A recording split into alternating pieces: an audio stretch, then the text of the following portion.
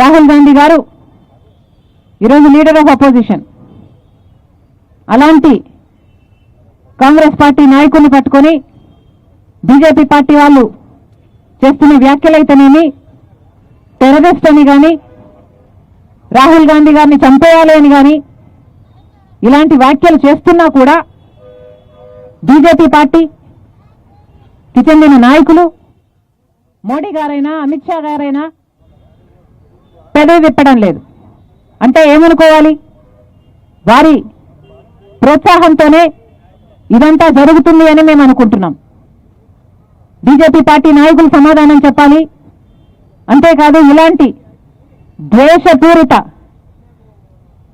మాటలు మాట్లాడుతున్న వారిపై కఠిన చర్యలు తప్పనిసరి.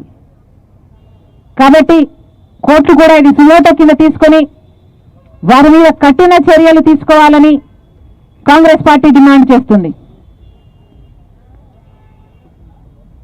అసలు ఏది తీవ్రవాదం అని అడుగుతున్నాం, ఎవరు తీవ్రవాదులు అని అడుగుతున్నాం.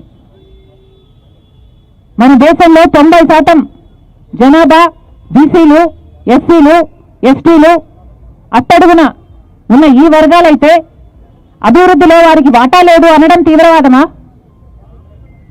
అందరికీ సమాన హక్కులు, సమాన అవకాశాలు కలగాలి అన్ని వర్గాల వారికి అని అడగడం తీవ్రవాదమా?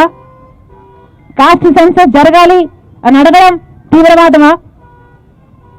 కేవలం 10% మంది చేతుల్లో దేశానికి సంబంధించిన టాప్ 200 కంపెనీలు, వ్యాపారాలు ఉన్నాయని దేశ ప్రజలలో అవగాహన పెంచడం తీవ్రవాదమా?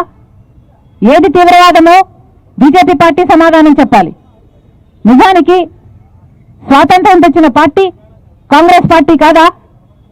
ఎన్నో త్యాగాలు చేసిన పార్టీ కాంగ్రెస్ పార్టీ కాదా? ఈ రోజే కాదు, ఏ నాటి నుంచో అన్ని కులాలను, అన్ని మతాలను సమానంగా చూస్తున్న పార్టీ కాంగ్రెస్ పార్టీ. అధికారంలో ఉన్నప్పుడు వారి అభివృద్ధి కోసం కృషి చేసిన పార్టీ కాంగ్రెస్ పార్టీ. ఇప్పటికీ కూడా ప్రతిపక్షంలో ఉండి కూడా వారి హక్కుల కోసమే కొట్లాడుతున్న పార్టీ కాంగ్రెస్ పార్టీ.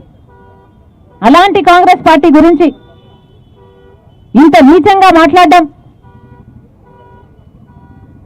ఎంత మటుకు సమంజసమని అడుగుతున్నాం.